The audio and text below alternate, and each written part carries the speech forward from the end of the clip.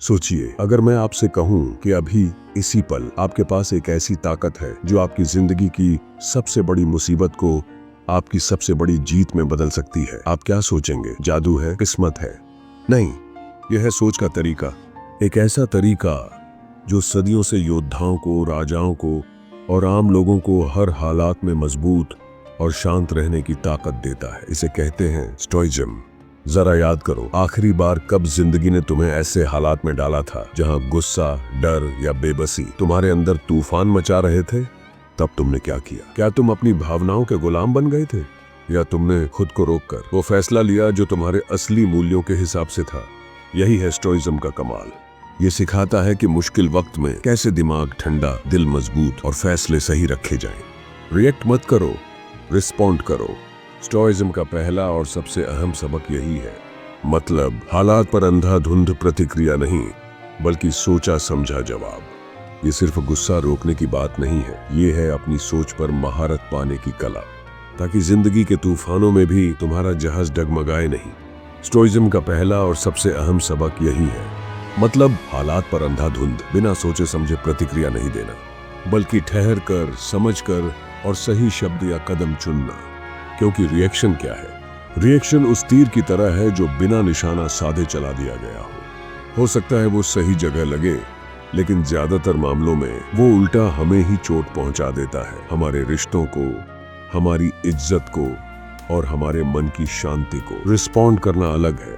Respond करना उस तीरंदाज की तरह है जो पहले हवा की दिशा देखता है, दूरी नापता है, फिर निशाना साधकर तीर छोड़ता है। ये है सोच पर महारत, जहां तुम्हारे शब्द और कर्म तुम्हारे मूल्यों और समझदारी से निकलते हैं, न कि पल भर की गर्मी से।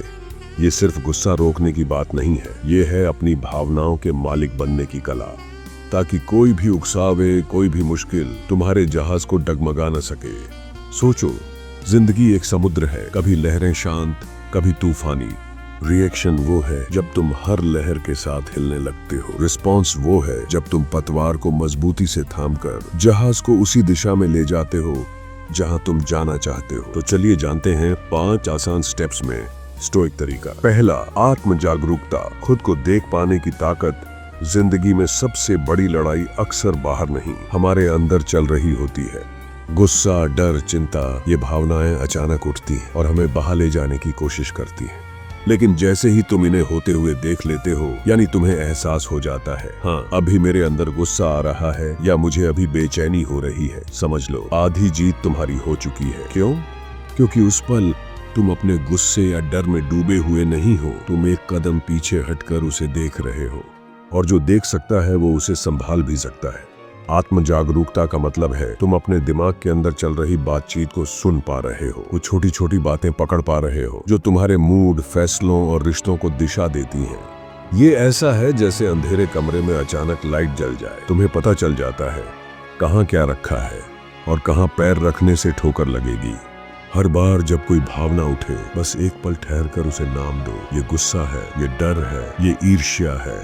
जब तुम भावना को नाम देते हो तो तुम उससे अलग हो जाते हो, और जब तुम अलग हो जाते हो तब तुम उसके मालिक बन जाते हो, गुलाम नहीं। 2, रुकना सीखो। मार्कस ऑरेलियस ने कहा था, उत्तेजना और प्रतिक्रिया के बीच एक जगह होती है और वहीं हमारी ताकत छुपी होती है। एक सांस लो और फिर जवाब दो। 3, नजरिए को बदलो। मुश्किल को दुश्मन नहीं, शिक्षक समझो। जिंदगी में जब भी कोई मुश्किल आती है, हमारा पहला रिएक्शन होता है, ये क्यों हुआ, ये मेरे साथ ही क्यों?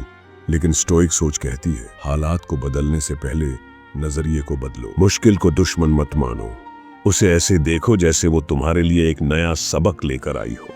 हर चुनौती तुम्हें मजबूत बनाने का एक टेस्ट है। सोचो, जिम में अगर तुम वजन उठाते हो तो वो वजन तुम्हारा दुश्मन नहीं होता, वो तुम्हारे मसल्स को बनाने का साधन होता है। मुश्किल भी वैसी ही है, वो तुम्हें दबाने नहीं, तराशने आई है। जब रास्ता बंद लगे तो खुद से पूछो, ये हालात मुझे क्या सिखाने आए हैं?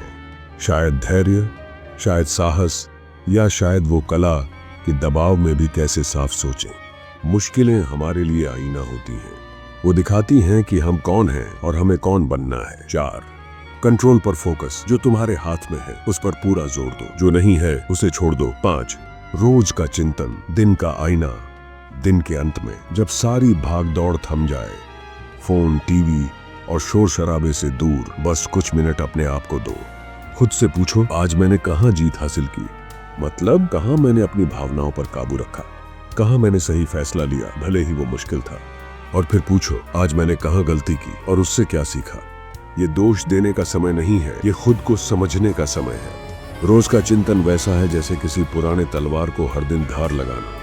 जितना नियमित करोगे उतना तुम्हारा मन, सोच और किरदार तेज और साफ होता जाएगा। तुम्हें नोटबुक में लिखने की जरूरत नहीं, लेकिन अगर लिखोगे तो और गहराई आएगी, क्योंकि लिखते वक्त तुम्हारी सोच ठहरती है और ठहरी हुई सोच ज्यादा सच बोलती है। हर दिन का ये छोटा सा रिव्यू धीरे धीरे तुम्हें ऐसा इंसान बना देता है जो सिर्फ हालात का शिकार नहीं होता बल्कि हालात को आकार देता है। अब सवाल यह कि रोजमर्रा में इसे कैसे अपनाएं। गुस्से वाला मैसेज या ईमेल मिले, तुरंत जवाब मत दो। बहस से पहले खुद से पूछो, एक स्टोइक यहाँ क्या करेगा। सुबह उठकर तय करो, आज मैं हर हाल में सोच समझकर जवाब दूंगा। रात को लिखो, आज मैंने कहाँ बेहतर किया और कहाँ सुधार की जरूरत है। याद रखो, जब तुम रिएक्ट करने के बजाय सोच समझकर रिस्पॉन्ड करते हो तो तुम न सिर्फ अपने मन को शांत रखते हो बल्कि अपने आसपास के लोगों के लिए भी एक मिसाल बनते हो। और यही है स्टोइज्म की असली ताकत। बाहरी तूफान चाहे कितना भी बड़ा हो, तुम्हारा लंगर, तुम्हारी सोच और तुम्हारा चरित्र हमेशा तुम्हारे अपने हाथ में रहेगा।